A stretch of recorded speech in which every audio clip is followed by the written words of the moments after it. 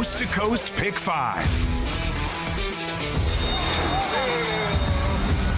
$1 minimum. Player-friendly 15% takeout. Coast to Coast Pick 5. Weekends beginning January 7th. It's a big game Sunday, or whatever we're allowed to call it, edition of the Coast to Coast Pick 5. Brian Nadeau joins me from the Silks room at Gulfstream Park. We'll hear from Jeff Siegel at Santa Anita in just a bit. Here's a look at the 5 races that we have for you in the Coast to Coast Pick 5 for Sunday. 3:37 Eastern, the first post in the sequence, race number 8 at Gulfstream Park. It's a turf mile allowance. Out to Santa Anita we go. We stay on the turf for maidens there. At Gulfstream Park, we've got maidens on the main track. 3-year-old fillies in race number 9.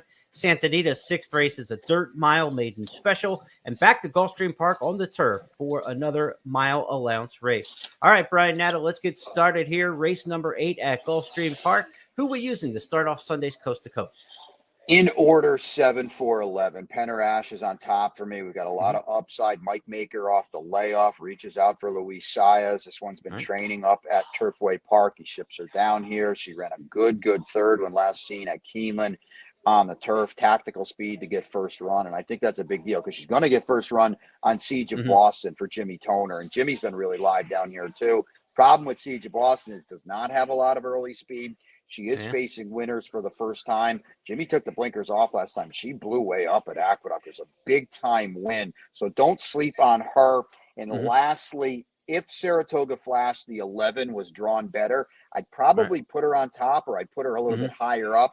Not a good post for this kind of trip, JP. But she does have enough speed to seemingly, or maybe I should say hopefully, get enough inside enough into that quick run to the first turn, and she looked good winning last time for Safi Joseph Jr. All right, the 9th at Gulfstream. I know this is where your single is. Where do we pin the tail? It is the single because it's a maiden special way going a mile, and number 5 Seduction got a run on a lot of these, and a lot of these don't have it. I think that was big. It was a good second last time behind a really sharp winner. Todd Fletcher's going to add Lasix. I think the stretch out helps a little bit. We should get dry land on Sunday too. And, you know, there's some first-time starters here that have a license to be okay. There's a Judmont homebred, a Robert S. Evans homebred in the 2 and the 3. They don't have a huge pedigree, though, and I'm just willing to take one. Winning at a mile on debut is not easy to do either. Fletcher's got the 9 as well on debut. Shade. I like experience in these kind of spots, especially when you're going 8 furlongs. I'll go with the 5 Seduction. Coast to Coast Pick 5 wraps in race number 10 at Gulfstream. This turf mile allowance. Who might you use here? Well, it's a tricky race because I think the 2 best horses are stretching out. Certainly the best horse is Candle. Boy, she could be a really nice one. The Dam was a grade 3 winner on turf. That fast figure was earned going 6 furlongs at Aqueduct. She got to negotiate a second turn. Shug McGahee does add Lasix. I thought her debut was okay around 2 turns. I'm going to land with her. She did well to draw outside number 2, M. Claire, who stretches out and tries turf for Mark Cassie. I think she's in front in here as far as she can take them. You can take them quite a while on a firm turf course going a mile. I will also use the 8 Breath Away because if the top 2 get a little hot and bothered early, she's the one that might be tripping out in here. She won on debut for Christophe Clement. Slow figure, but again, she did it at 7.5 furlongs, and that is not easy to do. So we'll go 6, 2, 8 to wrap it up at Gulfstream Park at least. All right, after we cash this, Chiefs or Eagles in a word? Well, the Giants fans not rooting for the Eagles, so let's go with the Chiefs, okay? And that was more than a word, but I see your grudge being a Giants fan. We'll have Jeff Siegel up next to talk Santa Anita.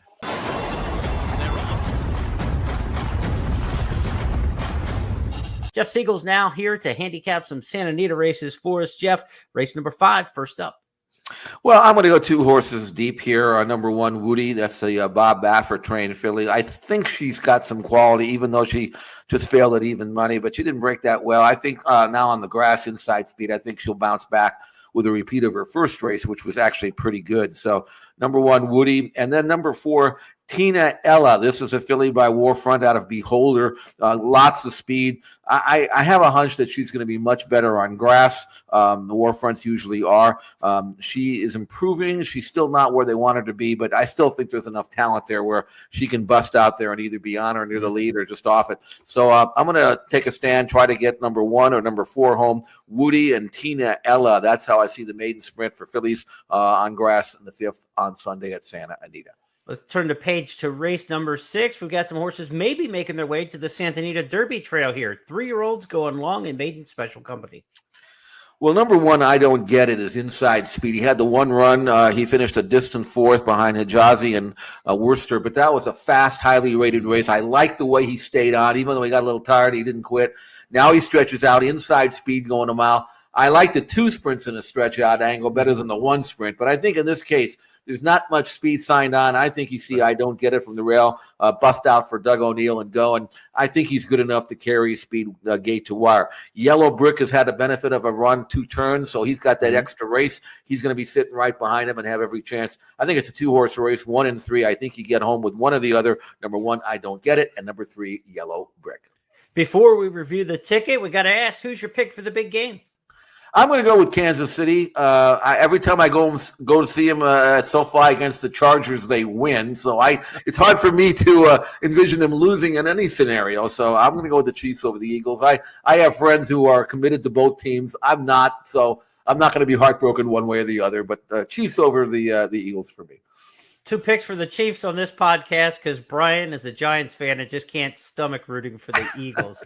Let's review the tickets for the Coast to Coast Pick 5 on Sunday from both Brian Nadeau and Jeff Siegel. And as you take a look at these picks, I want to remind you that these are done pre-scratches, so be sure to check out the official track websites at Gulfstream Park and at Santa Anita for updated scratches and changes. Good luck Sunday in the Coast to Coast